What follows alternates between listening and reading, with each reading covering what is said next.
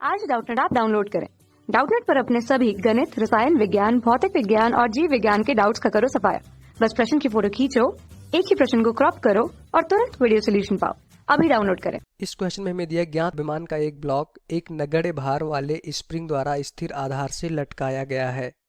क्या आप ब्लॉक की साम्य स्थिति में स्प्रिंग की लंबाई में वृद्धि नापकर ऊर्ध्व दोलनों के आवर्तकाल ज्ञात कर सकते हैं? हमें क्वेश्चन में क्या बताना है कि हमारे पास क्या है, एक ज्ञात द्रव्यमान है जो एक ब्लॉक है, क्या एक नगण्य भार वाले स्प्रिंग से बांधकर ऊर्ध्वाधर नीचे की तरफ लटकाया गया है। अब क्वेश्चन में पूछा जा रहा है कि क्या आप ब्लॉक की साम्य स्थिति में, जब हमारा ब्लॉक साम्य स्थिति में आ जाएगा, जब स्प्रिंग से हम उसको बांधेंगे, उस स्थिति में स्प्रिंग की लंबाई में वृद्धि नापकर ऊर्ध्व दोलनों का आवर्तकाल ज्ञात कर सकते हैं।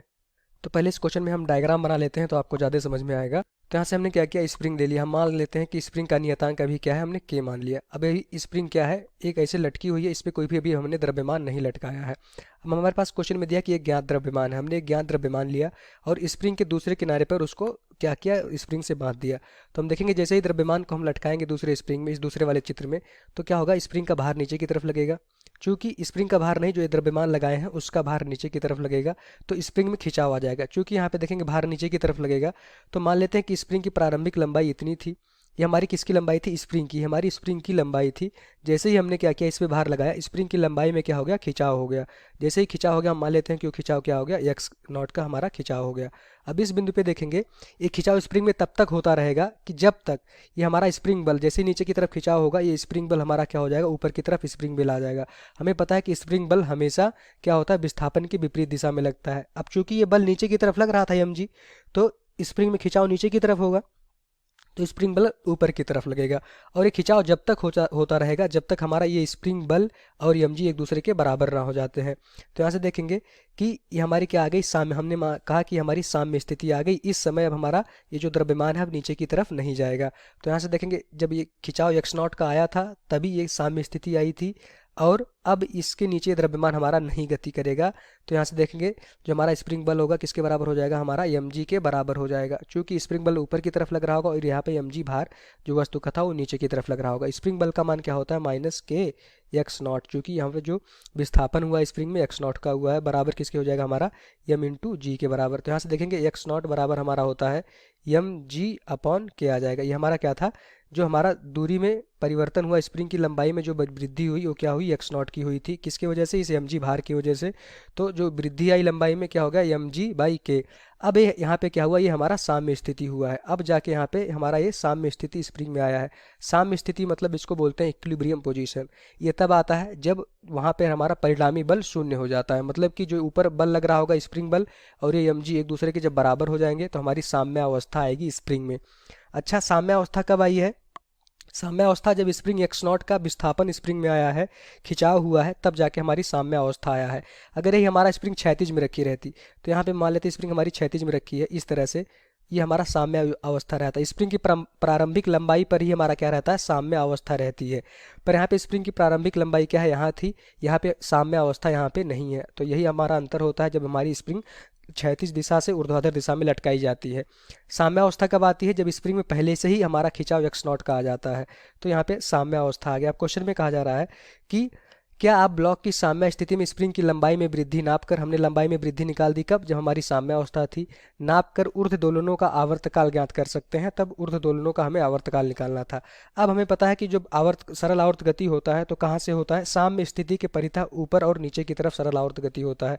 मतलब ये साम्य स्थिति है तो सरल आवर्त गति का कण हमारा एक बार नीचे जाएगा, फिर वापस ऊपर आएगा और फिर यहाँ से ऊपर जाएगा। तो यहाँ से इस साम्य स्थिति के परितः हमारी सरल आवर्त गति होगी, इसके परितः, इस रेखा के परितः हमारी सरल आवर्त गति नहीं होगी, हमेशा याद रखिएगा। तो एक और डायग्राम बना लेते हैं। साम्य स्थिति के बाद हमने क्या किया, इसमें थोड़ा सा बाह्य बल लगाया, थोड़ा सा बाह्य बल लगाया, स्प्रिंग को यहाँ तक खींच करके हमने क्या किया, इसको छोड़ दिया।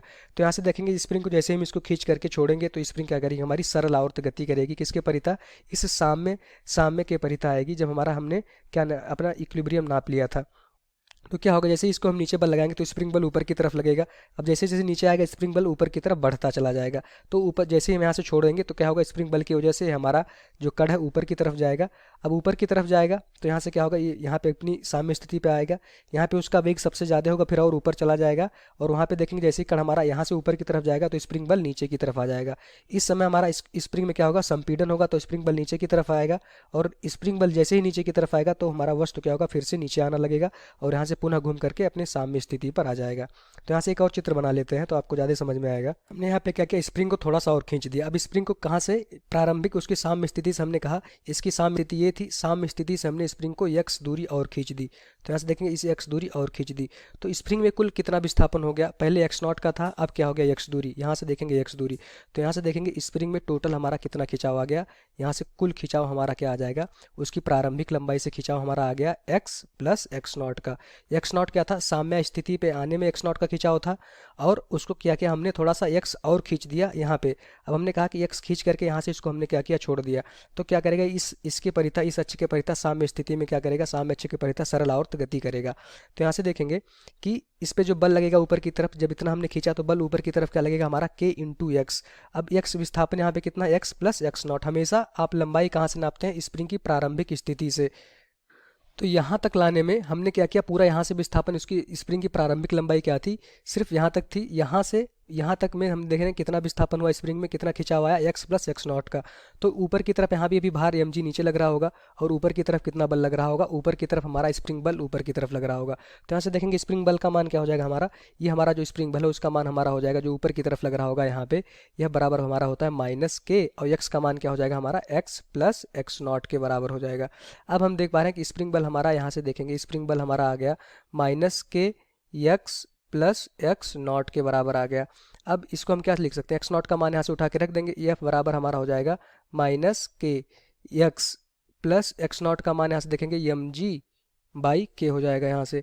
अच्छा, ये हमारा क्या आ गया, ये बल F आ गया। अब अच्छा, x को हम क्या लिख सकते हैं यहाँ से, अगर यहाँ पे हमने देखा x का खिंचाव किया तो स्प्रिंग बल, अच्छा स्प्रिंग का केस, अभी स्प्रिंग और नीचे भी जा सकती है, हमें पता नहीं कि स्प्रिंग अभी यहाँ पे अपनी, यहाँ पे उसका वेग 0 है या 0 नहीं, हो सकता है कि यहाँ पे उसका वेग क्या हो जाए, अभी ये नीचे की तरफ वस्तु जा रही हो। तो यहाँ से देखेंगे इस स्थिति में क्या होगा हमारा, कि ये हमारा होगा, हम मान सकते हैं कि इस स्थिति पे इसका जो परिणामी बल होगा, परिणामी बल क्या हो जाएगा हमारा, F नेट क्या हो जाएगा हमारा, F जो हमने F निकाला है प्लस mg के, चूँकि यहाँ पे mg नीचे की तरफ लग रहा है। अब F का मान क्या है हमारा, पहले से ऋणात्मक है, तो यहाँ से देखेंगे हमारा जो परिणामी बल आया है F नेट, इस स्थिति में जहाँ पे हमने क्या किया है, स्प्रिंग को उसकी साम्य स्थिति से x दूरी तक विस्थापन किया है। अब ये क्या है कि यहाँ पे ये हमारा x आयाम के बराबर नहीं होगा, हो सकता है बस तुम्हारी ये स्प्रिंग जो है और नीचे जाए और यहाँ जाके इसका वेग 0 हो जाए।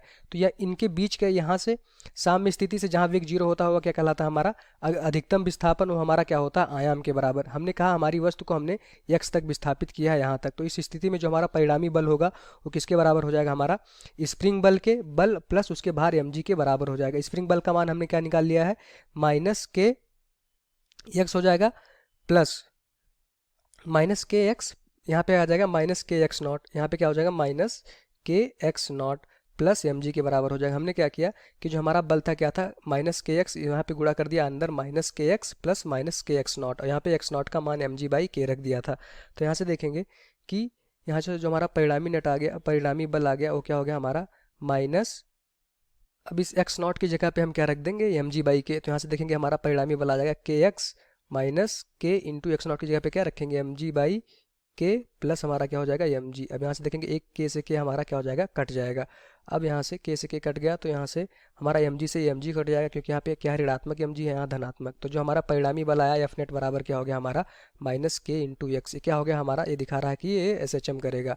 अब यहाँ से देखेंगे हमारा क्या आया कि अब जो आवर्तकाल का सूत्र होता है T बराबर क्या होता है, 2 pi under root m by k equivalent. तो यहाँ पे देखेंगे हमारा k का मान कितना आया, सिर्फ k का मान हमारा k के बराबर आया है, ये जो F बराबर -kx। तो यही k हमारा क्या होता है यहाँ पे आवर्तकाल पे यूज होता था। T बराबर 2 pi under root m by k, यह क्या हो जाएगा हमारा आवर्तकाल का सूत्र हो जाएगा। तो हमने क्या देखा कि जो हमारा बल है माइनस के एक्स, मतलब कि बल हमारा विस्थापन की व्युत्क्रमानुपाती है, तो सरलावर्त गति होगा और उसका जो आवर्तकाल हो जाता है टी बराबर 2 पाई √m/k। चूंकि यहाँ पे सिर्फ के आ रहा है तो यहाँ पे मान हमारा क्या आ जाएगा, के आ जाएगा। अगर यहाँ पे 2 के आता तो नीचे हमारा क्या हो जाता, 2 के, इसलिए यहाँ पे के इक्विवेलेंट लिखा जाता है। तो जो बल होती है डायरेक्ट माइनस के इंटू एक्स के, तो यहाँ पे जो हमारा के होता है वही हमारा आवर्तकाल में सूत्र लिखा जाता है। तो यहाँ पे हमारा आंसर यही हो जाएगा।